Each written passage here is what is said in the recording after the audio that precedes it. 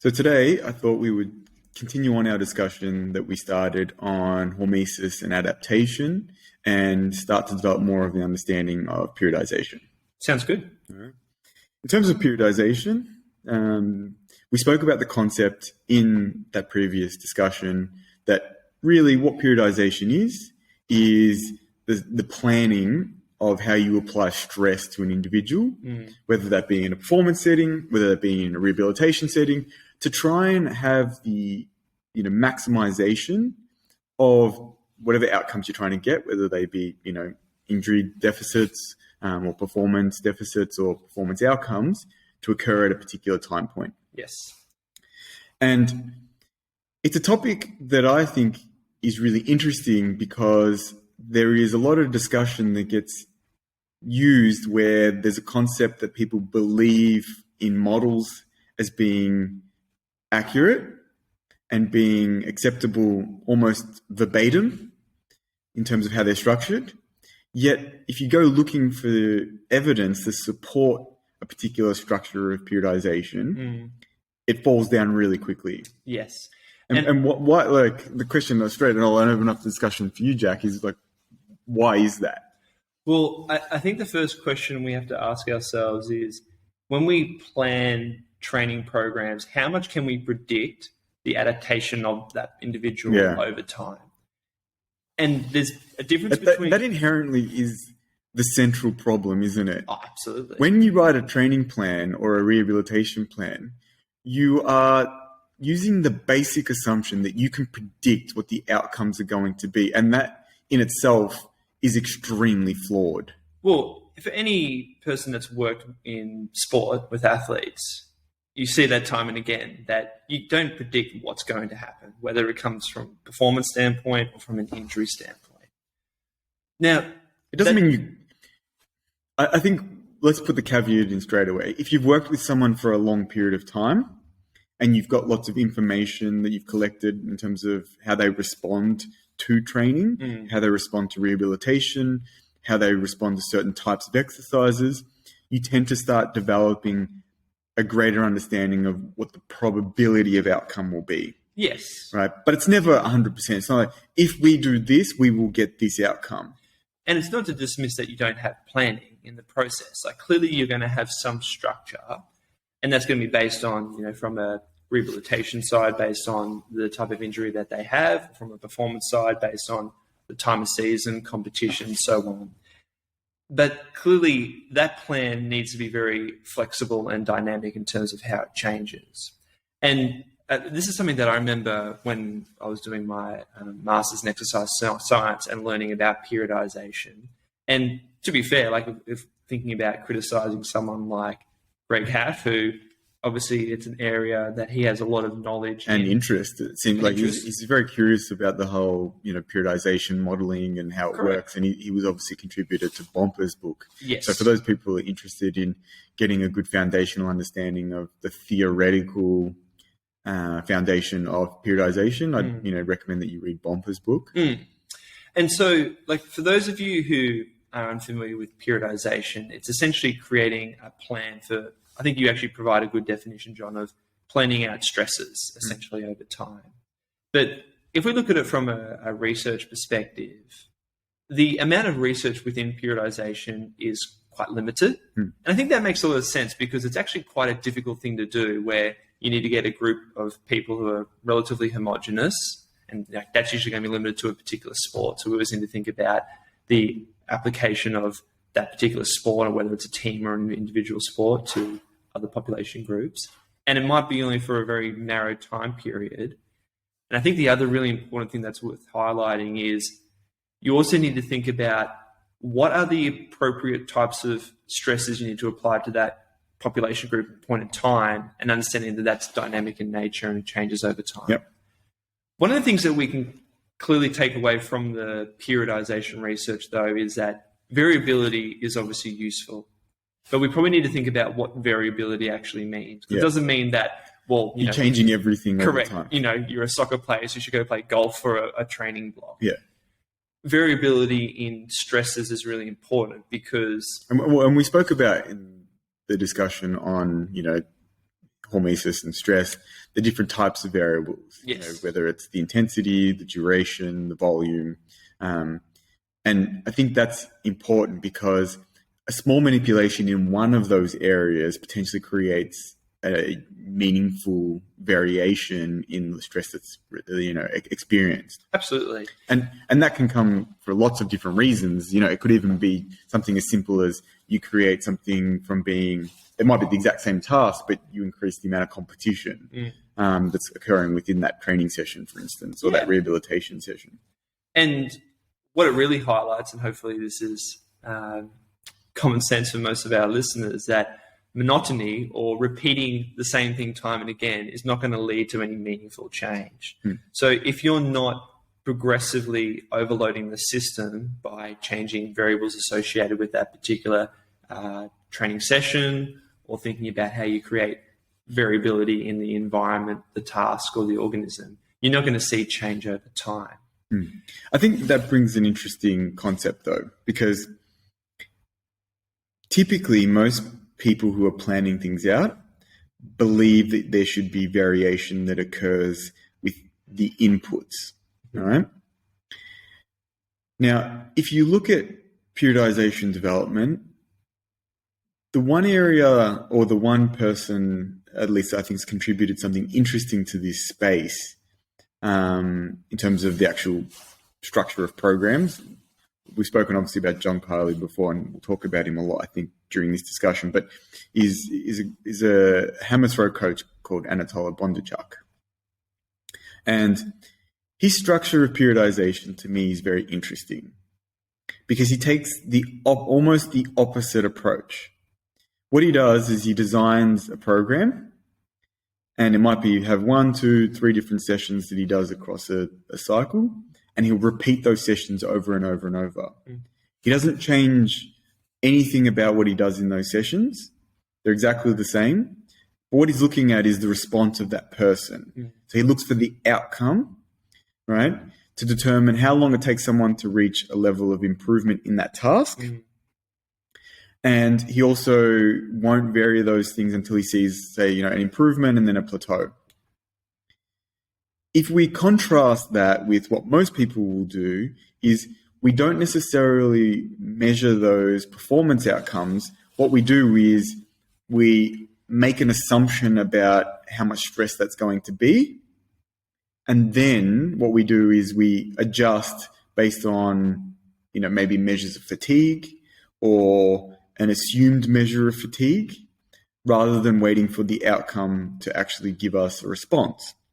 And one of the interesting parts of Bondarchuk's discussion, and if anyone's interested, he's got a number of books called, I think they're based on the sort of, transfer of training is some of the titles. I haven't read them specifically. I've done some work. For those who are interested, Derek Everly has done a number of courses and translations for people. He's Canadian coach as well. Because his books are actually, because they're a translation from Russian, they don't translate very well. So supposedly if you read his books, they don't tend to make a lot of sense. So I haven't actually read specifically books, but I've done actually 2 courses that Derek Everly's put out on the Bondarchuk sort of methodology. And with my limited understanding of it, so I'll put that caveat there, but my limited understanding of it is he typically discusses 3 different responses you get, and in our discussion on stress and hormesis, we spoke about the more traditional response that we see that Hans Selye put forward, being, that general adaptation syndrome. Well, I was going to say, I think that's probably worth just highlighting before you go into more detail, because one of the limitations to a lot of the periodization models that are put out there is that every person is going to have that general adaptation syndrome response. Yes. So this is what we talked about last week when we think about the hormetic response. People will see it's like a sinusoidal type shape. So you get that initial negative response and performance goes down. Correct. Accumulation of fatigue. And then with an appropriate amount of recovery, then you'll get that supercompensatory. And you'll often see that in, say, periodization structures, where if you've got like a 4-week training block, you get an increase in volume or intensity over 3 weeks. You have that down week. The expectation is you've reached that supercompensatory effect. So for the next training block, you can start at a higher level. Yeah. But as you're highlighting. Yeah, I think one of the interesting concepts with that is that's based on our prediction of how we think those people or that individual is going to respond. It's not necessarily how they will respond, it's just how we think they will respond based on the theoretical structure of plans. Which, when you think about it, actually makes a lot of sense because let's say, for instance, like putting, say, genes aside, but let's say, for instance, say big confounding factors for response is, say, diet. You know, if all of a sudden that you're depriving the body of amino acids, you're going to have a big change in terms of how you respond to that training load, let alone the multitude of factors that will also influence it. But interestingly, if you actually look at some of the discussion that Bondarchuk put forward, he discusses that you actually get 3 different responses typically that he's seen with the athletes that he's worked in. And because he's not changing the training, I think you start getting a much clearer indication of what the outcome is. Now, he's lucky because he typically was working with throwing athletes where there's not, although it's not completely closed, you know, they're outdoors and there's weather and all that kind of things, it's pretty closed. Yes. You know, it's the execution of a skill in an environment that's pretty controlled. Yes. You know, so it's not like playing basketball or soccer where you've got lots of variability. It's very unconstrained, yeah. There's a lot of things that you have to do in terms of reacting. But what he found was typically the response is not always that the person's performance goes down and then you give him rest and he comes back up. Sometimes what he would find is some people's performance would go down slightly, but then it would go right up and improve significantly and then plateau. Some people's would do nothing for a while, then start going up. Some people's would do nothing, then go down, then go up. And interestingly, one of the discussion points that I think it brings forward is if we start to respond when someone's performance goes down, are we actually robbing them of adaptation? Because at that point, as long as you're not then increasing what you're doing, are you taking away the stimulus just about when they're just about to create that adaptation? And it's that whole concept of, do you want to provide the best scenario for someone to be exposed to a peak level of stress or performance, or are you trying to stress the system and force that system to adapt over time? And I've been having this discussion with lots of people, and I don't think that I've ever reached, I don't know, and hopefully someone, who's way smarter than me comes along and can provide these answers. But and I spoke to a couple of people even this week about the concept of, say, if we're doing power training, and velocity-based training has become really popular, and you can work out, okay, well, my peak power occurs at this particular, say, resistance. But there actually is research that shows if you only train at that, you don't necessarily get improvement in your peak power to the same extent as if you train a little bit below and a little bit above. So, if it's above that resistance, you're probably working more on the force side of the force, of the power equation. If you're working a little bit below, you're probably working more on the velocity side of the power equation, with, power being force times velocity. So if that's the case, if we've got someone and we're imposing a stress response to them, do we want them to always be optimized and be at, say, that peak power range? Or do we want them sometimes being under stress and having to then adapt because it's an adverse position for them to be in? And I think, interestingly, the work of Bondarchuk starts to elucidate maybe we sometimes pull back when someone's performance starts dropping off, because we see, okay, well, we're wanting this parameter to increase, but we're actually seeing it dropping off. And maybe that's the point. As long as we don't increase things, maybe that's the point where they'll actually start getting better. Yeah, and that's where actually having some planning is important, because I think about this a lot clinically. When you have someone comes in who you haven't worked with before, it's probably a bit different for you. Like, as a coach working with the same athlete over time, you start to get an idea of the individual profile, even though, of course, that's dynamic.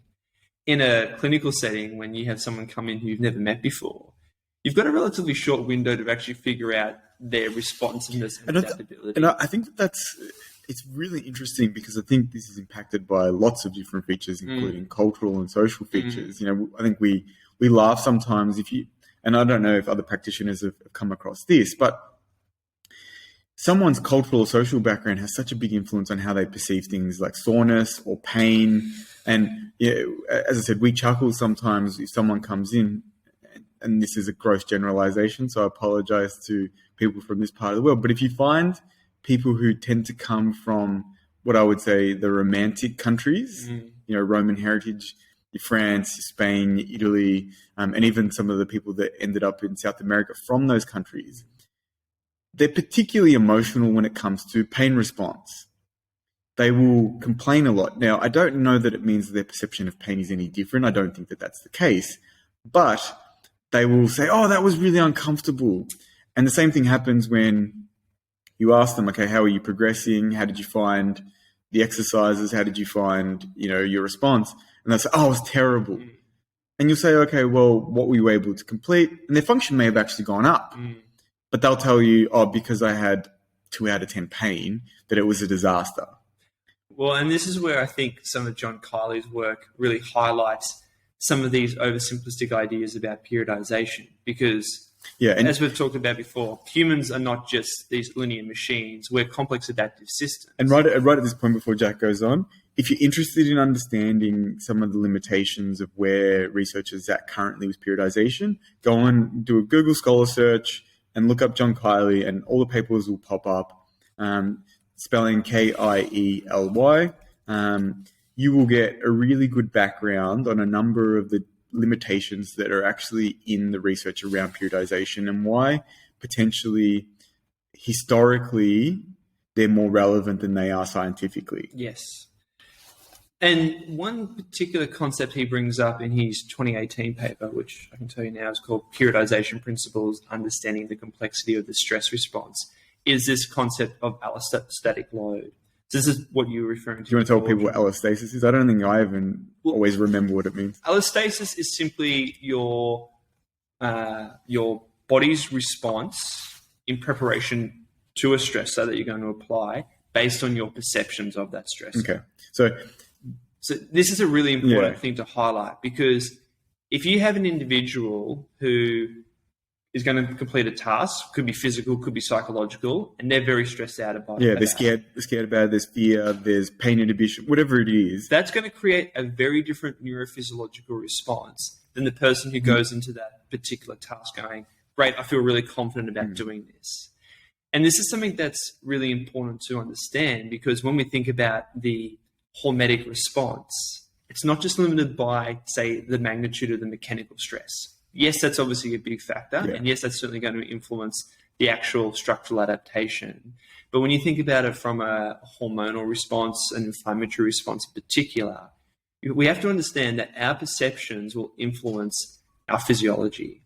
If you think something is going to be quite stressful, that will automatically start to change your chemical factors within your brain and within your body that will influence your body's adaptation over time. And this is something that's actually quite evident. For instance, there's quite a bit of literature looking at if you have a group, two people, one person's very stressed, they've experienced some large life stressor, broken up from a relationship, experiencing financial stress, sleep deprivation, whatever it may be, versus someone who's relatively less stressed, and you apply a physical stressor, the timeline for recovery varies. So not surprisingly, the person who's under more stress will take longer to recover. And so this is where we need to think about that individual response. And I think, to me, like straight away when you say that, I start thinking about what occurs when you have planning, but you're not necessarily taking that into account. And one of the really interesting, papers, I always, for younger coaches, for younger even physios, I always send them this paper, but it's the work by Brian Mann, where he looked at academic stress and the effect that had on injury presentation. So if anyone's interested, Mann's MANN. But it's really interesting because they found, not completely irrespective of training load, but academic stress, particularly say like exam periods or assignment periods in a Division I college setting, increased the number of injuries that they saw, even when training loads were not as high. compared to periods where the training loads were similar, but the academic stress was lower. And straight away, it highlights exactly what you're saying, is that you need to understand the context of that individual. And you see that even with certain psychological traits, like people who are typically more on that perfectionist, typically more perfectionist, or they tend to create a lot of self-blame, have higher injury prevalence in athletes. So we're starting to see that the process of what happens at a sensory motor level, but also the adaptations that occur in response to a stressor, go far beyond just the actual physical variables of that particular training session. Yeah. And this is where this is where we need to be critical about thinking about, are there particular, what information and what particular variables do we need to consider with periodization? Because it's not like we throw out everything. Well, and I think that's a good segue for us to start talking about what are the common structures of periodization, and then maybe how do we fit some of these factors that we're talking about now into our planning. And this is where I think it's important to highlight. If you Google periodization, you look at periodization models, there's literally dozens. If not, I wouldn't there'd be more, hundreds. And I remember, again, coming across some of this stuff going, what? Like, what do we do? When do we apply? Should we be applying block periodization? Should we be applying a linear, a non-linear, an undulating? It becomes a bit of a mind blow when you think about all these different ideas and concepts that are suggested or recommended. But we probably can think about dividing up certain variables that are relevant based on the individual. Yeah, and I think one of the concepts that we have been talking about a bit, and we spoke about it a little bit in our discussion on stress, is, people's individual stress tolerance. Mm-hmm. And it might be related to their training history, may even be related, as you just mentioned, to their current context. Absolutely. Their stress tolerance will be lower at a point where they're under, say, emotional stress. Mm. But if we put that in context, if we say that someone has a low level of stress tolerance because they've got a limitation in their training history, and so, for instance, maybe an adolescent who hasn't done a lot of, specific training for their sport, and their physical capacities are low, they're weak, they're inflexible, they don't have any strength or power or whatever it is. What we want to do is we want to potentially, I say potentially, but we want to look at exposing them to increasing their ability to deal with stress. Mm-hmm. And more than likely, we want to do that in that respect. We're probably going to do that in a sequential fashion. And this makes a lot of sense too when you think about, let's say, something like strength. Strength, we know, is a really important quality for physical performance and also mitigating injury. And there's a lot of research about that, yeah. Exactly. And we can have indications about what's considered appropriate strength. For a 15-year-old individual who has no training history, the process of getting to that point is going to take time. And this is where we need to think about the variability in types of stresses we're applying to that system. Because if we want to actually build up their capacity to, say, squat 2 times their body weight, which is maybe a feasible thing, we need to think about concentrating their training loads within a period of time in order to achieve that. And with that in mind, so the idea of making it sequenced means that you're not going to have lots of different stresses being applied. So if you're thinking about increasing their strength, you may potentially increase the priority of that stressor throughout that period before the next sequence, which would be adding another feature or other features into what they're doing. Yes. Now, it's not that you can do, for those who have an understanding of block periodization, where you may remove the majority of other features and only concentrate on, say, one, where you, for instance, even for an athlete that does, say, team sports, they only do strength training for, say, a 6-week period in the preseason. You can do that, obviously, and then you might sequence to the next thing.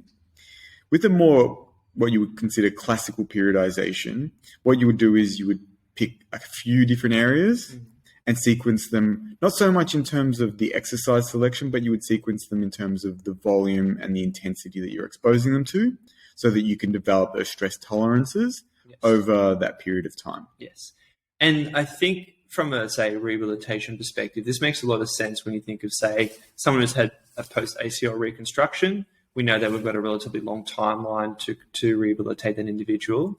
Their stress tolerance is going to be severely limited. Even if they're, say, a 28-year-old elite athlete in the prime of their career, there's going to be limitations. Yeah, because you're at that point, you're looking for graft maturation to occur. And so that requires time. Mm-hmm. And so what you're doing is you're sequencing when you're going to expose them to greater levels of biomechanical stress to their knee and particularly the ACL graft. Yes. That makes sense. And that's obvious in that setting. But there are other ways of, exposing people to stress in terms of how you structure that program. Do you want to explain what a more complex approach, or people talk about vertical integration? Yeah, well, I was actually, just before we even go to that, I think it's useful to think about for the untrained or individual with low stress tolerance. It makes a lot of sense about the importance of concentrating a particular type of stressor at a cellular level. Because we know that at a cellular level, if we're, say, doing heavy resistance training, or even just, say, implementing resistance training whilst doing a lot of, say, aerobic conditioning, there can be competing interests, so to speak. Interference effect. Correct, at a cellular level, where the cellular pathways are essentially doing the opposite in terms of what's occurring. Yeah, the mTOR pathway versus the AMPK pathway. Exactly. So this actually makes a lot of sense at a cellular level, let alone thinking at the actual structural level of building up, say, the cross-sectional area necessary, changes in the connective tissue network, and the actual structure of the tissue to be able to tolerate higher amounts of So an example of this would be, as Jack's mentioning, so that people can understand in a say, sporting context or even in a rehabilitation context. If you have an athlete who's coming post-ACL and you're trying to really build up, say, quadriceps muscle bulk and strength, you may not necessarily put them through a significant amount of endurance or aerobic training at a similar time period, or for instance, within the structure of that session, like back to back, because what you're doing is creating a competing cellular mechanism. Yes. And so, for instance, if you were to do a lot of strength training and then put them on the bike for 2 hours to continue to build on their aerobic conditioning, you're potentially blunting the capability of building muscle tissue. And for that reason, you may want to then, as I said, concentrate and sequence, okay, we need to prioritize the development of muscle strength and muscle cross-sectional area, rather than trying to work on aerobic conditioning at the exact same time. Yes. Now, there are tricks around that, which is, from a very simplistic point of view, is separating those stimuli within the day, or separating them from day to day, when those pathways have potentially gone back to the basic level of function that they normally would undertake during homeostatic or homeodynamic for you, Jack. I've got your trick changed. Position. But it's interesting that you would potentially look to remove a competing stimulus. Yes.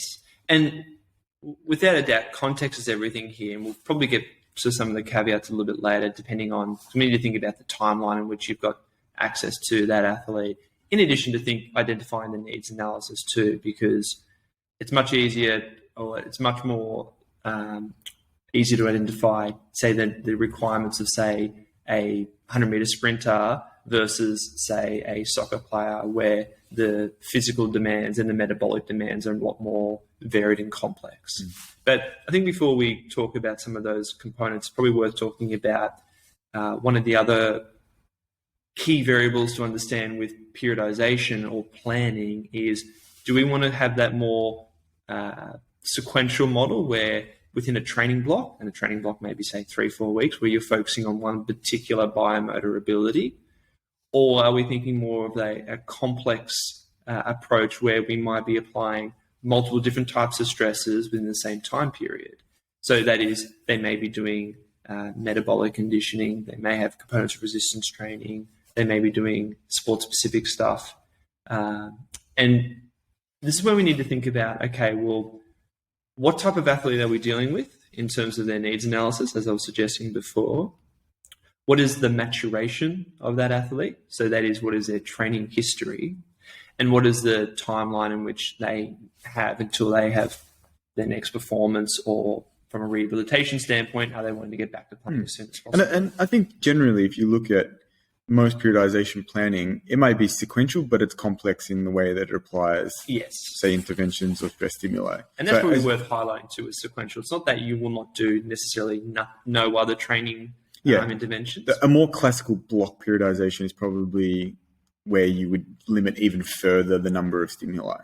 Whereas a classical periodization tends to limit maybe more the volume or the intensity in which you apply at a certain period of time, but not necessarily not expose individuals to different stimuli. Yes. And if you compare that with a more complex approach, you're doing everything or most of the components that you need throughout an extended period of the planning. And the reason that you do that is because generally those people have developed enough stress tolerance to be able to deal with multiple stimuli at a reasonably high level of stress. Yes. Whereas if they haven't, then you need to sequence how much stress is being applied at that time. And I think that's a really important thing to highlight, that the reality is, even if you tried to quantify the amount of physical load that they're undertaking. Which you can do on certain levels. You're correct. But if you have someone who's doing multiple different types of training at the one period of time, the actual stress that they're exposing their system to is a lot more than just someone who's just doing all resistance training sessions and all they're doing is strength endurance or heavy resistance training.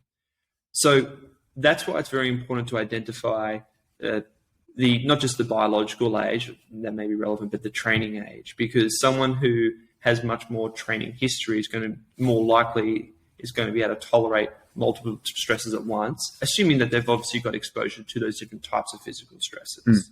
So it's also worth highlighting too that for the elite athlete in their mid to late 20s, if they have no resistance training history, implementing resistance training for the first time is actually going to be a very large stressor for them.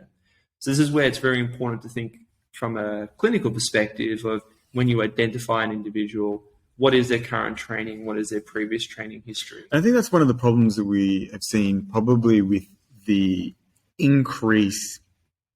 I know it's something that I've struggled with at times when you get someone who's got very limited exposure to, say, resistance training. In the healthcare world, and particularly in the physiotherapy and physical therapy world, there's been a huge push towards understanding the benefit of certain mechanical stress on rehabilitation processes, which means you're applying more mechanical stress than what some people have ever been exposed to. Doing that with someone who's never really been exposed to it is not only daunting, but potentially there are so many steps that they need to go through to actually just develop the basic level of ability to deal with mechanical tension and stress within their system that I think we sometimes make the mistake of applying it at too high a level of stress too quickly. And it puts people off because they're, say, particularly sore, they get a lot of, muscle soreness from that exposure. Or, for instance, they may get systemic effects, like they're very tired. And then they're saying, well, I go to these sessions and you're killing me and I'm really, really fatigued from them. Is this actually of benefit to me if I'm still trying to do other parts of my sporting endeavor? Yeah, and I think also applying that to the general population. Like, let's be honest, for the general population, the middle-aged person who's very likely overweight, potentially obese, who is sedentary, who may have multiple comorbidities, who hasn't done any physical training for a long period of time, their stress tolerance is very low. And similar to what we were talking about before with terms of their psychological perceptions, they also may be in that state because they're adverse to exposing themselves to physical stresses. And so they're less likely or initially apprehensive to undertake physical training, which again increases that stress response. So this is where I think it's very useful too, is thinking when someone presents with a musculoskeletal condition of the proximate versus ultimate causes, where we might identify proximate factors related to, say, irritation of tissue that's causing them to be symptomatic. But then when we think about the ultimate factors of understanding, well, this person's physical capacity has become so poor and their stress tolerance so low because of years, decades a sedentary behavior, essentially underuse. So again, from a periodization perspective, we need to think about straight away, well, what's the timeline that we expect to see changes within this individual? And during that period, what's the expectations about their symptoms and function over time? Because in an ideal situation, sure, they're at this level of pain and they want to get to this point where they feel fantastic and their physical capacity is improved. But the reality is the process is going to be a very non-linear one where there will be peaks and troughs in their ability. So this highlights two particular things, I think, from a clinician's perspective. Well, part of your job is to figure out what's the amount of stress that I can apply that I consider to be safe and appropriate. And what I mean by that is making sure that their physical capacity doesn't decline to a point where, or what, they're not going to see you again, or it's impairing other functions in their life. In addition to understanding what's the actual timeline required to see positive changes. Because for that individual, their responsiveness is going to be very different to say, well, we know that biological age is a big factor where in children and adolescents, their adaptive capacity is so much higher than, say, an older person, let alone the fact that they're more likely to have a larger negative response due to potentially being in a chronic low-grade inflammatory state, due to having really poor metabolic function or essentially being in metabolic dysfunction and creating a lot more oxidative stress. But these are all the things that we need to think about within the real world when we think of creating a plan and creating a timeline. I think, that gives you the foundation to be able to individualize. And I think one of the concepts, for a while we spoke about the idea of the sequential model being for someone who's got less stress tolerance, and then say more of a complex for someone who's a bit more advanced. But I think our thinking has changed a little bit, particularly with someone who's extremely advanced. And the reason I say that is there are obviously certain physical functions that you want to still improve if that person's, say, sport requires it. And an example would be if, for instance, if we use the sport of sprinting, in someone who is a high-level sprint athlete, you're never going to reduce the amount of high-intensity sprint running that they do, right? Not to say that you don't need to manipulate how much they do, because obviously there's things like injury risk and performance decrement, but in order to there's never a point where you say, oh, I wouldn't want to run faster. You always want that physical capacity to increase. Yes. And obviously there's multiple factors that go into the development of that physical capacity. Unless you're winning all the races, perhaps. Yeah, unless you're Usain Bolt and you just keep winning. But let's talk about, not the exception, but the rule, yeah. But in those individuals where they've already got a lot of stress tolerance in that, and I've actually probably found this with some of my athletes who are older now, when I compare the amount of stimulus that they need for change to occur compared to people who have joined, say, my training group who have not been exposed to that amount of training stress, the people who haven't been exposed to it have improved a lot more, even if they're doing a very similar amount of stress compared to the people who have been in the program for a while and have, lots of exposure to lots of racing and lots of fast running for a long period of time. To get improvement in that person, you potentially need to create a plan that allows them to optimize their exposure, whether it's the amount of the exposure, the density of the exposure, or the intensity of that, or volume, or the intensity of that. So an example would be, say if it's fast running, you want to use as our baseline example.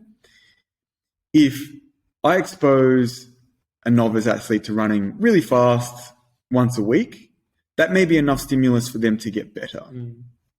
If I do the same to an individual that's very well developed and has done a lot of fast running, it's not to say that they won't, because may not get better from that, but they potentially won't, because it's not enough stimulus for them. They either need more volume of that on the same day, they need the intensity to be higher. So for instance, you might use overspeed training, or they need to do it more regularly than once a week. It's just not enough stimulus.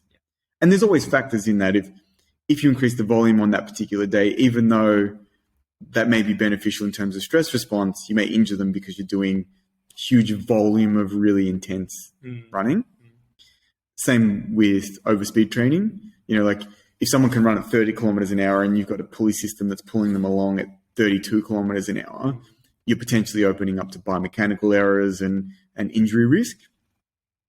And if you're doing, whereas if you maybe potentially do more of it across the week in terms of the density, maybe that opens up the opportunity to keep the units of stress small, but have more of them. So there's lots of different ways to play with that. It's not that it's stuck in one sort of thing, but it made us think a lot about, okay, well, maybe if that's the case, you're not using that complex model at that point. Maybe you need to take those really advanced individuals and do a plan that is similar to, and for people interested in the research, Issarin is one that kind of did a couple of papers on block periodization. And he used actually the example of one of the best pole vaulters in the history of the sport, Sergei Bubka, was saying, this is what Bubka did. He did these blocks. And the reason was probably because Bubka was so advanced that he needed really high concentration of whatever that was, whether it was fast running, whether it was heavy lifting, whether it was, really advanced pole vaulting, skills or development to allow him to actually get the progression. Now, it's not to say that you can't do that with less advanced athletes. You can, but once they get to that level of stress capability and stress tolerance, potentially you really need to put together periods where they're really concentrating on, say, running very fast. And those other stimulus are not taking away from that because you need the intensity to be high, or you need them to be able to recover between so that they can do more density of that. Yeah. So, essentially what you're highlighting there is for the untrained individual, you're essentially trying to build up their capacities to tolerate the training that they need for that particular sport. Yep. And then they can actually start to get development in that particular sport with building up the skill, the speed, the fatigue resistance, whatever it may be. But you're actually going to reach a point where that actually doesn't, it's not enough. So you're actually resorting back to going, well, the only way to concentrate this. Exactly. Yeah. Oh, good. In terms of how practitioners should be looking at this, because I think this area tends to confuse practitioners from early on. And I think the main reason is what you mentioned before, which is there's lots of different ways to do it. What do you think are the key steps that they need to take? And what principles do you think that they can actually just start to put in their head that pulls away some of the confusion around it? Yeah. Well, certainly I think a very valuable and important variable of periodization is to understand what essentially we've just highlighted, really thinking about the sequential versus parallel or complex model, and thinking about, I think the main things is understanding the maturation of the individual. And how much stress they can tolerate. Correct. And the timeline. Actually, this probably brings, we haven't discussed it, but this is probably an important factor, is understanding at a reasonably high level of granularity the stress tolerance that they have within that particular feature or that particular capacity. Yes. Because you can have someone who, for instance, and I'll give an example. If you have an athlete that, say for me, an athlete that comes into my squad, they might be a very high level athlete. They may be, have a significant training history, but the training history that they've been exposed to is of a particular style of training. So, and this is an argument and a discussion for another day, but in classical coaching of, say, sprint events, and I don't see it like this, but it has been described like this, is this idea of short to long programming, which is you start with short, fast stuff and then you expand out, or you do long to short, where you do longer, repetition lengths and higher volumes and lower intensities, and then you go towards faster, shorter work. If you've got someone who has come from either end of that spectrum, they may be really developed in one aspect of their training stress tolerance, but not in the other. And if you applied the wrong training stress tolerance because you haven't understood, they can do lots and lots of repeat starts. But if I give them, multiple 300-meter reps or 400-meter reps, they're going to fall apart because they don't have some of those anaerobic and aerobic conditioning. Yeah, that's not there. You potentially have misunderstood their stress tolerance within that capacity. Well, the other example I think of straight away, John, is the application of, say, stretching or flexibility for someone with no training history. And not because, they may experience, say, some muscle soreness associated with stretching, but more because of the impact on the autonomic nervous system, where they're not used to having that stimulus where it typically downregulates the system, which clearly can have a lot of positive adaptation. The beneficial side of it. Thinking about their ability to do that, how often they can do it, frequency, the intensity, the duration may be quite limited to make sure it doesn't impair performance in other training factors. So I think the other big one too, like I was highlighting, is timeline too, because again, from a rehabilitation standpoint, if you have someone come with a soft tissue strain and it's the middle of competition, you're going to have time restrictions for their ability to return to sport. So in an ideal situation, you might identify that they have low maturation, they have low stress tolerance, they actually have to build up a lot of biomotor abilities. Their desire, obviously, is to get back to playing as soon as possible. So there needs to be considerations for that. Well, I wanted to ask you this because I think this is an interesting idea. In periodization, there is this concept of the timeline and trying to maximize performance at a selected time period. Now, in sport, it might be getting ready for the finals. It might be a major sporting event like a championships. And there's a concept that people talk about like tapering. And heavily manipulating, say, the training program, in terms of whether it's intensity or volume or density, to get someone to super compensate and be ready for performance at that time.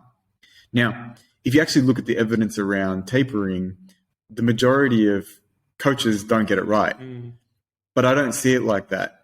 Right? What I don't even, to be honest, I've heard a number of coaches talk about this, and I think I probably agree with this, which is that you get people into a position of physical readiness that gives them, say, the physical features that you're after in terms of what contributes to performance. So you give them as many tools as you possibly can. And at that point, you then are using, whether it's competitions or opportunities, to allow them to express them, rather than trying to get those features ready and then create an environment where they are, say, in a low level of fatigue for them to express it. And I think this is a concept that over time I think will change, but there is a lot of historical overlay because, the initial papers that were brought out by Matveyev looking at the Soviet system demonstrated, well, this is what they do. And at the time when this was being used, it was for generally Olympic sports where they had one or two major competitions for the year, and they used the periodization model with, like one peak or two peaks throughout the season. This kind of programming does not work in a sporting season where you've got 20 rounds and then finals. Or now, and even in our sport of track and field, where you've got major competitions on 3, 4, 5 occasions per year. I think you're in a very different position where you need to have a little bit more of that. As I said, once they've got the basic foundation, you need to have more of that parallel and then complex model so that you're maintaining those tools within the toolkit. The dumb example and analogy that I would use is if you're not maintaining, say, aerobic function for an AFL footballer throughout the season, you get to the finals and it would be like you've lost your hammer. Right. And you go looking for it during the finals when, the intensity goes up and aerobic capability and repeat sprint ability is important because the intensity of the game increases and you've lost that hammer. Yeah. And this is probably the other point I was going to highlight with regards to periodization, is understanding the difference between planning versus programming, because it's essentially what you're highlighting with that example, where in field sports, we need multiple biomotor abilities. Most likely you're going to have a complex model to address those, because you can't just spend all your time in the gym and expect to go out and play Yeah. a full game of footy and not blow up due to metabolic deconditioning. But that's where you need to think about, well, one, on the day that that person presents, where is their capacity at, and is it within the appropriate bandwidth to apply a stressor? But also, as you collect data over the season or off season maybe too, what does that tell you about their individual capacities that they need? Because that's where you can start to modify and modulate. Do I need to increase a little bit more strength to stimulus? Do I actually need to do a little bit more metabolic conditioning and aerobic work? And I mean, ultimately, that's the role of, well, probably ideally together, if you're working in a team, high performance in sports medicine, to go, we need to do a little bit more of this, a little bit less of that. Yeah. And that's where really the art of it comes into, because, well, yes, you can use data to help support that, but part of that also comes from experience. Part of that also is thinking about individuals within a team environment in that situation, thinking about, like, what are the things that they respond to most appropriately, or what are the particular capacities they need to allow them to perform based on their style of play, as an example. Yeah. So I think that's where you need to also remember that periodization is a scaffold. It's not to say that, well, on week 4 on Monday morning, this is what the session I'm going to do. That's not periodization, because, again, it's rather ignorant to think that you know what's going to happen to that person or how that person's state's going to be at that point in time. But to give you an idea of, like, all right, well, we're building up to this point. We know we're going to do these training blocks in the time being. Each week, you're obviously going to create a plan of, like, all right, these are the sessions. But then there needs to be real-time adjustments made based on the current state of that person. And that's the important thing to remember, that programming is something that needs to be dynamic. It's not static. Yeah. Look, I think we'll probably come back to this topic at another point, but I think the key features that we're trying to highlight consistently is you need to understand the requirements of that individual, understand the requirements of what task they're undertaking, understand their current stress tolerance and what capabilities they have within the individual features of those, that stress tolerances, and then apply a plan that matches where that level of current capability is with view of where you're going, and understand that there needs to be some flexibility in that. So there's a few steps, but as your experience develops, it becomes a lot more simple to see these things more clearly. And maybe to be a bit controversial to finish up, but I think the other really big thing to highlight is monotony is not going to allow change to occur. So, let's think about our profession of rehabilitation. If all you're doing, for instance, is isometrics for a tendinopathy and you're not seeing changes over time, then you need to consider how you actually structure your programming and create a plan to see improvements in the capacity of the well, I think that highlights a lack of going through the process of working out what features are required for the task. Correct. Isometric strength is important, but how many tasks require pure isometric capability? And although that has features that it develops within tissue beyond just that position, it's not everything that you require from that structure. Yeah, and I mean, I'm not trying to criticize that specific example, but I think it's something that you often will see clinically. Or, another example is if you're only applying, say, Pilates style approach to training, do you provide enough progressive overload? Do you provide enough building the physical capacities required for that person to meet certain standards of health and well-being? There needs to be variability in terms of how much stress is applied over time. Correct. As that person's stress tolerance goes up. And I think that's a really important thing to highlight, is monotony is not going to allow change to occur. Awesome. Thank you, Jack. All right. Thank you.